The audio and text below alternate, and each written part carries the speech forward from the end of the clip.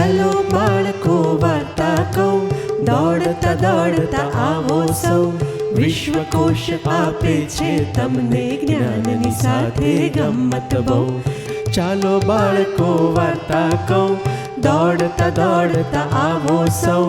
બાળ કિશોર કેન્દ્રના સ્વપ્ન ધીરુબેન પટેલના સૌ. બાળ કિશોર કેન્દ્રના સ્વપ્ન ધીરુબેન પટેલના સૌ. ચલો બાળકો વાર્તા કહું, દોડતા દોડતા આવો સૌ. વિશ્વકોશ આપે છે તમને જ્ઞાનની સાથે ગમ્મત બહુ. Good morning. આપણી આજની વાર્તાનું નામ છે તરબૂચ ક્યાં ગયું. ઉનાળામાં ખાવાની બહુ જ મજા આવે એવું ફ્રૂટ, એવું ફળ એટલે તરબૂચ. તો એક નાનકડા બાબા માટે એના પપ્પા તરબૂચ લઈને આવ્યા. તરબૂચ મોટું ગોળ મજાનું લીલું છમ, અને એને મૂક્યું ફળોની ટોપલીમાં બીજા ફળોની સાથે. ત્યાં એક બે સફરજન પડ્યા હતા, થોડા કેળા પડ્યા હતા, નારંગી પણ પડી હતી. હવે તરબૂચ ભાઈને જેવા મૂક્યા એમણે આમ કરીને પોતાની જગ્યા કરી લીધી અને બધા ફ્રૂટ્સને ફાવ્યું નહીં. બધા ફળોએ થોડી કચપચ કરી એમની સાથે. હવે સાંજ પડ્યો એટલે મમ્મીએ થયું કે ચાલ હું બાબાને તરબૂચ કાપી આપું. મમ્મી જેવી આવી, ફળોની ટોપલીમાં તરબૂચ તો હતું જ નહીં. કે તરબૂચ ક્યાં ગયું? બધે શોધ્યું, મળે નહીં. ધીમે રહીને છોકરો જ્યારે એના રૂમમાં રમતો હતો ત્યારે એની નજર પડી કે ઓહ, આ તરબૂચ તો રમકડાની ટોપલીમાં છે, અહીં ક્યાંથી આવ્યું? એને નવાઈ લાગી. મમ્મીને બોલાવી આવ્યો, મમ્મી આ તરબૂચ તો અહીંયા છે. મમ્મી કે હવે પડ્યું રહેવા દે, પછી તને કાપી આપું છું. થોડી વાર પછી મમ્મી અને બાબો ત્યાં ગયા, તરબૂચ ત્યાંય નહોતું. અરે બાપરે, આ તરબૂચ ગયું ક્યાં? શોધ ચાલી. બંને જણા તો વિચારમાં પડી ગયા કે તરબૂચ ક્યાં ગયું. થોડી વાર પછી એની મમ્મીએ ફ્રીજ ખોલ્યું તો ગોળ મટોળ મોટું તરબૂચ ત્યાં બેઠું હતું.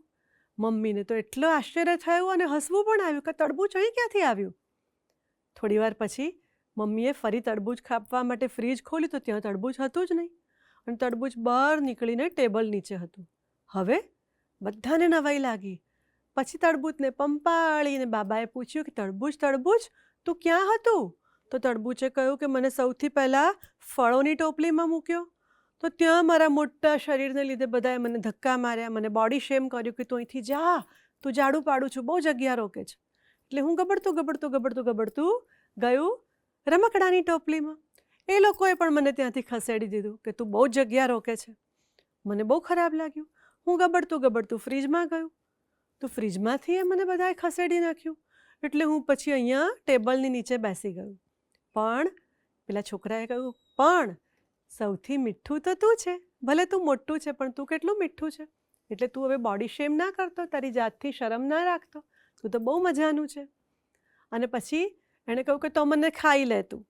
એટલે એની મમ્મીએ એને ટેબલ પર મૂક્યું થાળીમાં, સરસ એને સમારી, ટુકડા કરી, અને મમ્મીએ, બાબાએ અને એના બધા ફેમિલીના લોકોએ તરબૂચ ખાધું. અને પછી પૂછ્યું કે તરબૂચ ક્યાં ગયું? તો બાબાએ કહ્યું તરબૂચ મારા પેટમાં.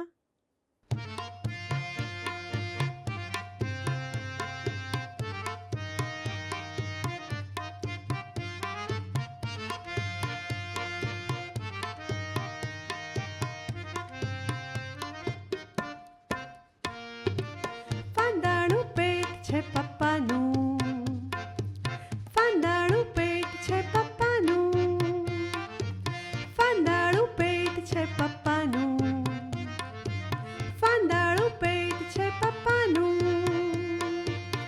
એને અડવા ના જોઈએ બાનું, હે ફાંદાળું પેટ છે પપ્પાનું, ફાંદાળું પેટ છે પપ્પાનું. ફાંદાળું પેટ છે પપ્પાનું, ફાંદાળું પેટ છે પપ્પાનું, ફાંદાળું પેટ છે પપ્પાનું. એને અડવા ના જોઈએ બાનું, હે ફાંદાળું પેટ છે પપ્પાનું, ફાંદાળું પેટ છે પપ્પાનું. ફાંદાળું પેટ છે પપ્પાના પેટનો મોટો વિસ્તાર છે, અડધું છે શર્ટમાં, અડધું બહાર છે. પપ્પાના પેટનો મોટો વિસ્તાર છે, અડધું છે શર્ટમાં, અડધું બહાર છે.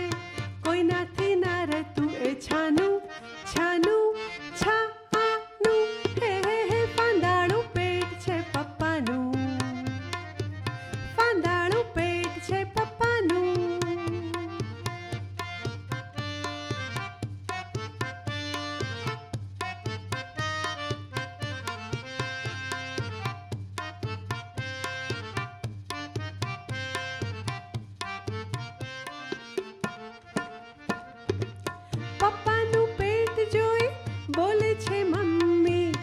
ખાઓ કચુંબર ઉતારો ટમ્મી પપ્પાનું પેટ જોઈ બોલે છે મમ્મી ખાઓ કચુંબર ઉતારો ટમ્મી પણ ના માને એ મારી માનું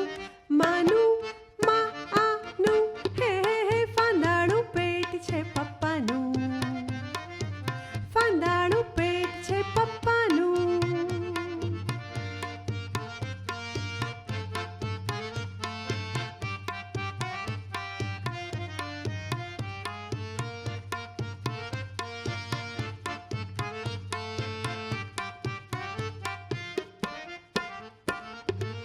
આખી નિશા